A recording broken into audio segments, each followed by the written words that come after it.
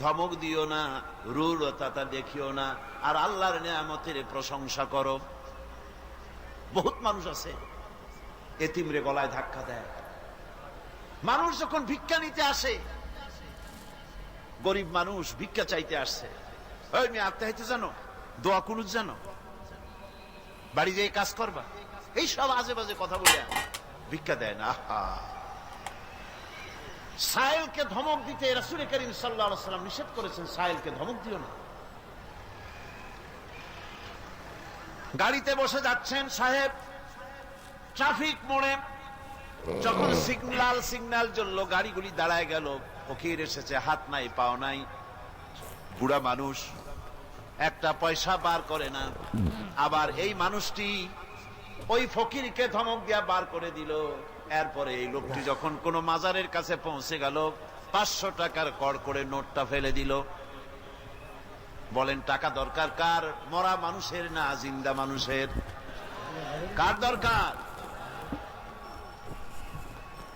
যার টাকা দরকার ছিল তারে দেওয়া হলো না, যার দরকার নাই তারে দেওয়া হলো। এরপরে লোকটা না খেয়ে যখন মারা গেল, পথের ফকির, রাস্তার ফকির, না খেয়ে মারা গেছে। এরপরে তার কাফনের কাপড় নাই, লোকটাকে রাস্তার উপরে শোয়া একটা ছেঁড়া কাপড় দিয়ে ঢেকে রেখেছে। বড় লোকেরা, সাহেবরা তখন গাড়ি দাঁড় করে আর 5টা টাকা 2টা টাকা করে তার লাশের উপরে মারতেছে। এটা মানবতার এর চাইতে লাঞ্ছনা, মানবতার জন্য এর চাইতে গঞ্জনা আর কিছুই হতে পারে না। মানবতার প্রতি লাঞ্ছনা এর থেকে আর দুর্গতি কি হতে পারে? বেঁচে থাকার সময় 1টা টাকা আপনি দিলেন না, মরে যাওয়ার পর বিদায় হয়েছে বালাই, এখন দেওয়া শুরু করেছে। আমার বন্ধুগণ, এই জন্য এতিমের প্রতি দরদ করার জন্য আল্লাহ পাক কোরআনের ভিতরে পরিষ্কার বলেছেন।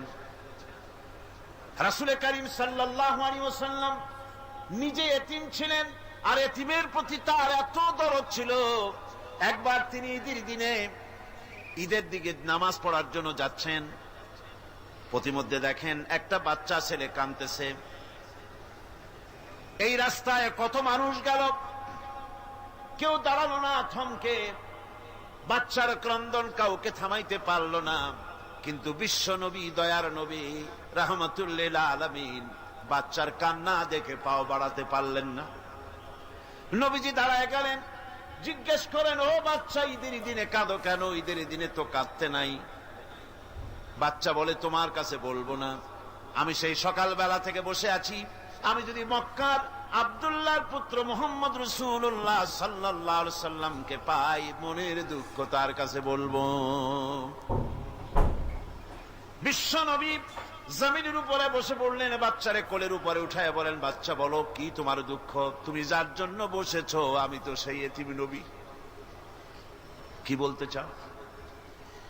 বাচ্চা বলতেছেন, ইয়া রাসূলুল্লাহ, আমার বাবা মারা গেছে, সেই ছোট্টবেলায় একেবারেই তখন মায়ের পেট থেকে আমি আসার পর বাপ মরে গেল, আমার মা আর একজনের সঙ্গে বিয়ে বসেছে, সেই পুরুষটি আমারে দেখতে পারে না, আমার মা যদি আমারে কোলে করে এসে সহ্য করতে পারে না, আমারে চুমা খাইলে সহ্য করতে পারে না, আমারে খাবার দিলে মা মার খায়। আজ ঈদের দিনে রাতে আমার মা আমাকে বলল, বাবারে তোমার কপাল খারাপ, তোমার বাবা মারা গেছে, তোমাকে সাহায্য করার কেউ নাই, আমি তোমার যত্ন করতে পারলাম না, কোলে নিয়ে চুমাও দিতে পারি না, আমার এমনই কপাল খারাপ।